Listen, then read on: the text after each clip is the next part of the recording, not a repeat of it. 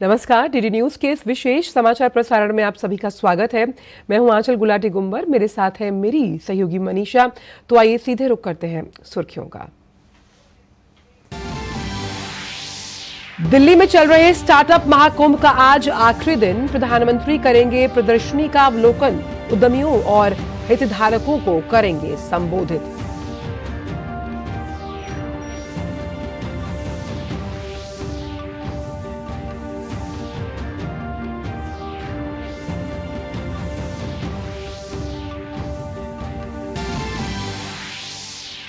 लोकसभा चुनाव के पहले चरण के चुनाव के लिए अधिसूचना के साथ आज से भरे जाएंगे नामांकन।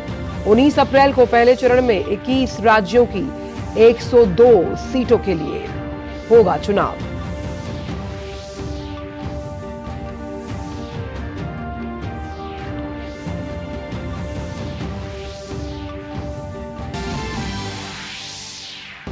पश्चिम बंगाल में कूच बिहार जिले के दिनहाटा में केंद्रीय मंत्री निशित प्रामाणिक के काफिले पर हमला। ममता सरकार में मंत्री उदयन गुहा पर आरोप।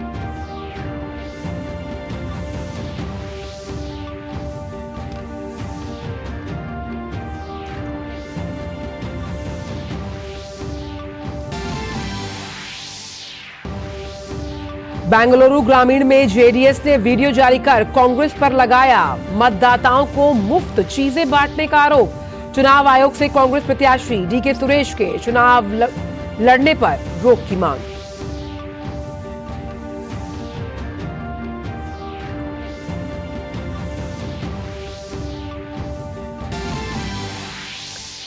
मथुरा की श्री कृष्ण जन्मभूमि और शाही ईदगाह भूमि विवाद मामले में मुकदमों की पोषणीयता को लेकर इलाहाबाद हाईकोर्ट में आज अहम सुनवाई।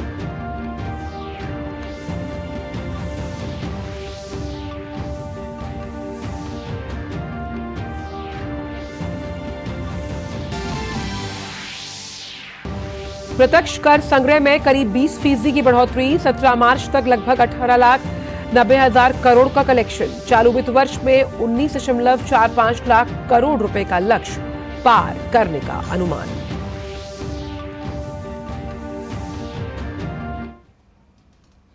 और आइए अब एक नजर डालते हैं इन सभी खबरों पर विस्तार के साथ। नई दिल्ली के भारत मंडपम में जारी स्टार्टअप महाकुंभ का आज समापन होगा।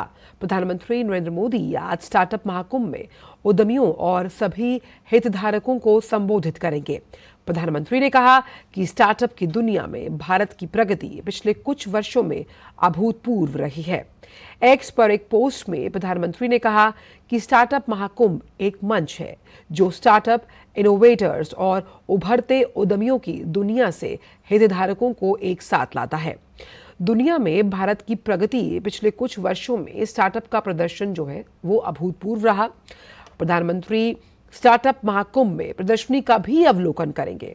स्टार्टअप महाकुंभ भारत का सबसे बड़ा और अपनी तरह का पहला स्टार्टअप इवेंट है जिसमें रिकॉर्ड भागीदारी दर्ज की गई, जो भारतीय स्टार्टअप के परिस्थिति तंत्र में सभी हितधारकों के लिए एक जीवंत मंच के रूप में काम कर रहा है। विशाल संगम में भी राज्यों से 3,000 से ज्यादा प्रतिनिधि, 3,000 भावी उद्यमी और 50,000 व्यवसायिक जो विजिटर्स हैं वो शामिल हुए।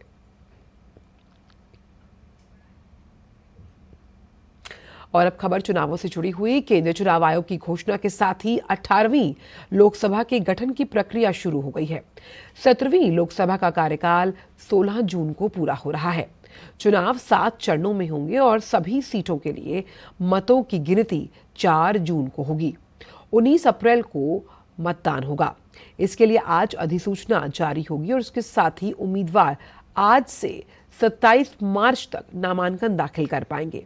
पहले चरण में अरुणाचल प्रदेश, असम, बिहार, छत्तीसगढ़, मध्य प्रदेश, महाराष्ट्र, मणिपुर, मेघालय, मिजोरम, नागालैंड, राजस्थान, सिक्किम, तमिलनाडु, त्रिपुरा, उत्तर प्रदेश, उत्तराखंड, पश्चिम बंगाल, अंडमान निकोबार के साथ साथ जम्मू कश्मीर, लक्षद्वीप, पुडुचेरी की कुल 102 सीटों पर वोट डाले जाएंगे।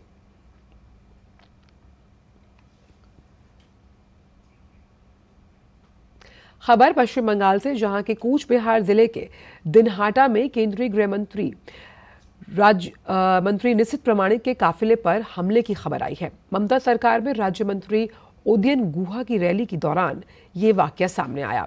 केंद्रीय गृह राज्य मंत्री निशित प्रामाणिक ने दावा किया कि जब उनका काफिला इलाके से निकल रहा था तो टीएमसी की रैली स्थल से उस पर पथराव किया गया।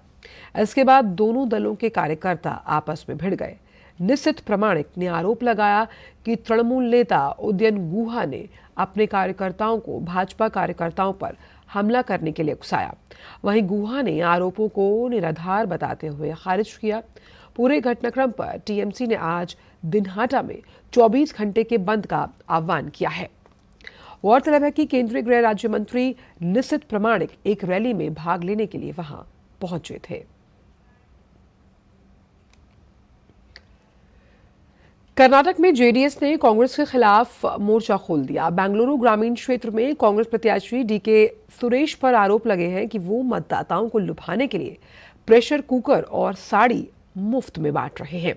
इससे जुड़ा एक वीडियो भी जेडीएस ने जारी किया, जिसमें साड़ियों और मुफ्त उपहारों से भरे 3 ट्रक दिखाई दे रहे हैं। फिलहाल बेंगलुरु ग्रामीण में जेडीएस कार्यकर्ताओं ने इन ट्रकों को रोक दिया। जेडीएस का दावा है कि पिछले 48 घंटों में 4 लाख से अधिक प्रेशर कुकर वितरित किए गए। जेडीएस नेता कुमारस्वामी ने मांग की कि चुनाव आयोग डीके सुरेश के खिलाफ आदर्श आचार संहिता के उल्लंघन के आरोप में कार्रवाई करे और उन्हें चुनाव लड़ने से रोके। बेंगलुरु ग्रामीण लोकसभा सीट पर कर्नाटक के उप मुख्यमंत्री डीके शिव कुमार के भाई डीके सुरेश और कुमारस्वामी के नजदीकी रिश्तेदार डॉक्टर मंजुनाथ के बीच है।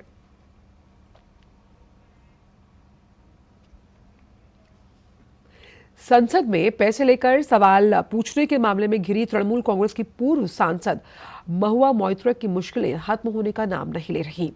लोकपाल ने अब इस मामले में मोइत्रा के खिलाफ सीबीआई जांच का आदेश दिया है। इसके बाद निशिकांत दुबे ने ट्वीट किया, मेरी शिकायत को सही मानते हुए लोकपाल ने महुआ मोइत्रा के खिलाफ सीबीआई को जांच करने का आदेश दिया।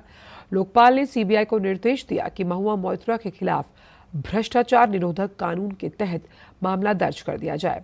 इसके साथ ही लोकपाल ने जांच एजेंसी को 6 महीने में रिपोर्ट भी दर्ज करने के लिए कहा।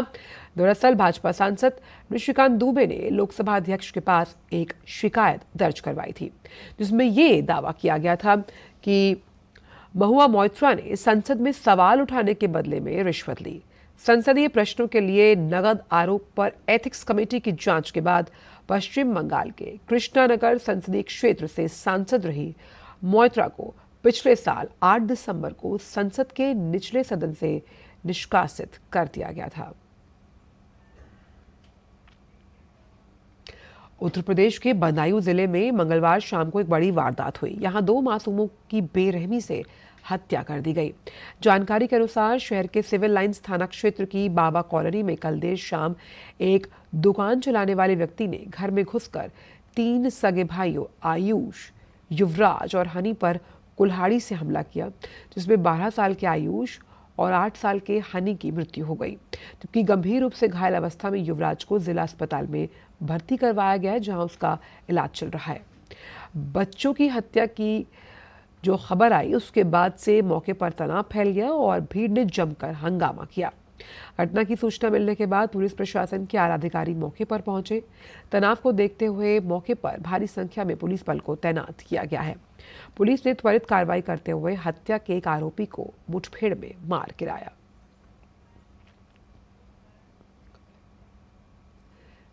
एनआईए ने मार्च 2023 में पश्चिम बंगाल में रामनवमी समारोह के दौरान हुई सांप्रदायिक हिंसा से संबंधित साजिश में 11 और आरोपियों को गिरफ्तार किया।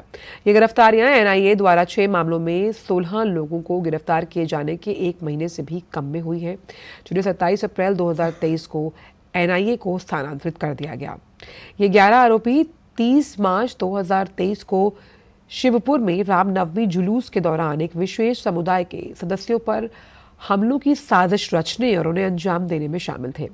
जांच के दौरान एनआईए ने विभिन्न स्थानों से जब्त किए गए वीडियो फुटेज से आरोपियों की पहचान की थी। जांच से कई बड़े खुलासे भी हुए। जिसके परिणाम स्वरूप ये गिरफ्तारियां की गई। साथ ही 26 फरवरी 2024 को 16 लोगों की गिरफ्तारी हुई। गौरतलब है कि हमले के बाद भड़की सांप्रदायिक हिंसा के मद्देनजर राज्य पुलिस ने शुरू में 36 लोगों के खिलाफ मामला दर्ज किया था। कलकत्ता उच्च न्यायालय ने 27 अप्रैल 2023 को रामनवमी समारोह के दौरान हुई सांप्रदायिक हिंसा से संबंधित सभी मामलों को एनआईए को स्थानांतरित करने का आदेश दिया। मामले में एनआईए की जांच जारी है।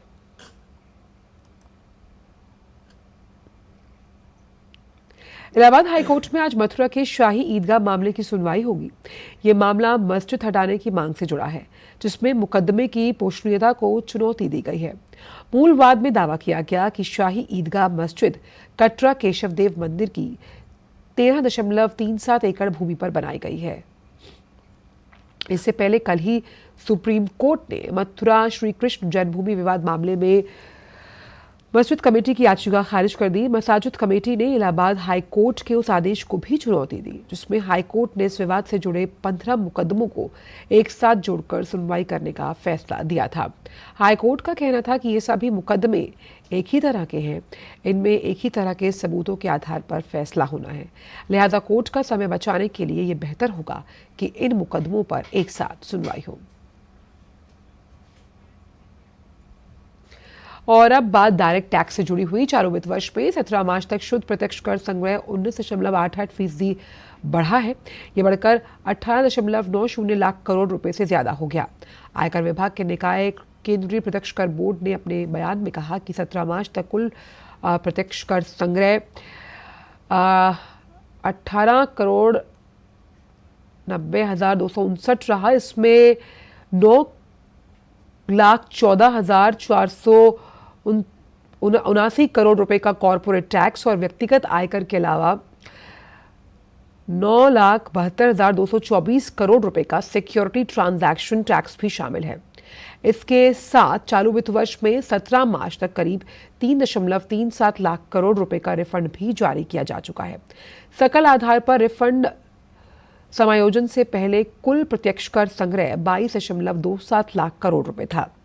ये एक साल पहले की समान अवधि के मुकाबले 18% से भी काफी ज्यादा है। और फिलहाल इस विशेष समाचार प्रसारण में इतना ही। मुझे और मनीषा को दीजिए इजाजत। नमस्कार।